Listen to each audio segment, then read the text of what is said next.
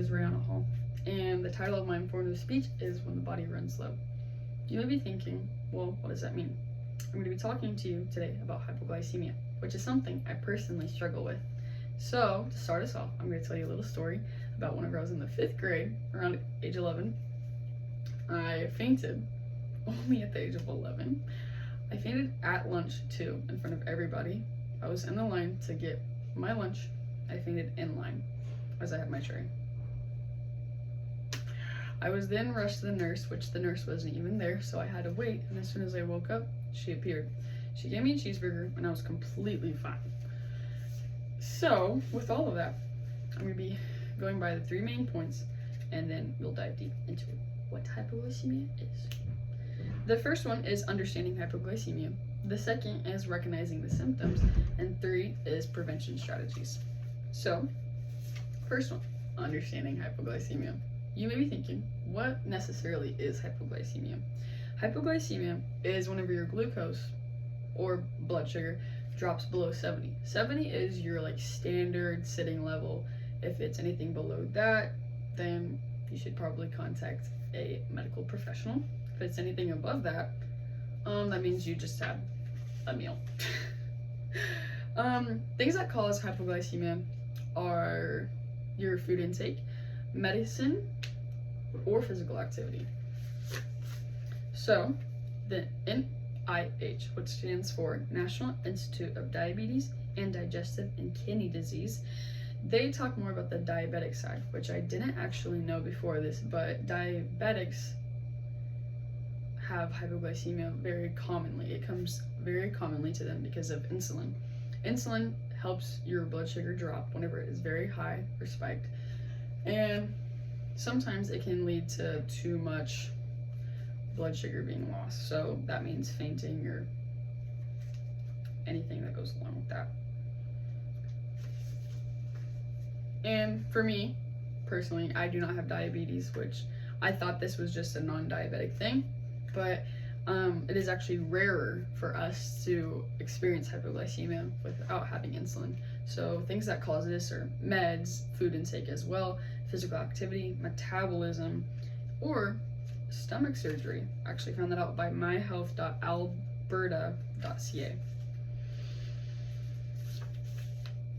So with hypoglycemia, there are very, very recognizable symptoms that come with this. So they come in stages, actually. For the signs that your body will give you, according to Center for Disease Control and Prevention, you will have stage 1, which is sweating, stage 2, dizziness/shaking, 3, loss of vision and hearing, 4, you're out cold, which means fainting. Don't worry. A quick little preview. Shaking, sweating, that's the first stage. Second can actually, your heart can palpitate. Third is hunger, loss of vision and hearing, and 4th is fainting. So, I know this can sound like a very basic thing, and it is, but it can also lead to a lot of consequences for your body. So, according to the U.S. National Library of Medicine, there are also about 3 stages that you'll go through. So the first stage is something I have personally experienced, which is brain fog. The best way that I can describe brain fog to you is like a car on cruise control. The car is moving, but there is no gas being put into it. So in correlation, if I were to be reading a book, it would be I was analyzing with my eyes, but nothing is actually going into my brain. The second one would be fainting, but a controlled faint. So the first time I ever fainted, I was controlled. So I fell to my knees first, and then I sat back. But the third stage is fainting, but not being able to get to a safe seated spot. More falling, hitting your head, falling, twisting your arm, or there is some cases where hypoglycemia is so bad that it can cause seizures and comas or death, unfortunately. So to prevent all of those not so great things, you can start off by telling your friends. It's super basic, super easy, super simple. You just let your friends know, hey, I have hypoglycemia. They can help you find a seat if you are going to faint. They can get you a snack, get you a meal. It is something very easy you can do, but it's super beneficial.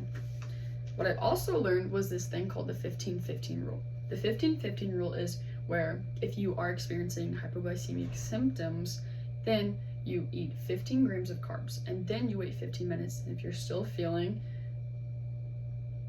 like you have symptoms, then you eat another 15 grams, and then you wait another 15 minutes. And you keep doing this until you feel okay again.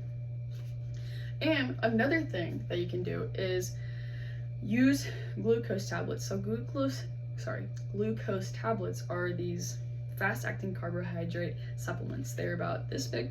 They actually kind of taste like, what's that candy? Sweet Tarts. They taste like Sweet Tarts. They're really good, actually. And they do work like pretty fast too. I low-key really like them. Cornell Health also says that if you eat 3 regular and hearty meals a day, so that means you're not eating an apple for lunch or a protein bar for dinner, you're eating like pasta, you can eat pizza, eat things that are good for your body. I know I just said pizza, but we can forget I just did that. For diabetics too, they have a blood sugar monitor, which is something you just prick your finger, a little bit of blood comes out, you check it, you see what levels you're at. A lot of diabetics do have those, but I would suggest those who are not diabetic that you use them as well.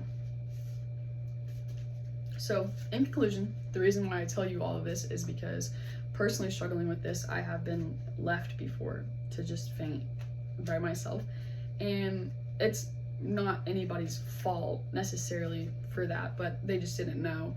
And so I think that if people are more aware of this, then we can have less injuries, maybe hopefully less deaths too, and I hope, and just hopefully everybody's just safer with this kind of medical problem.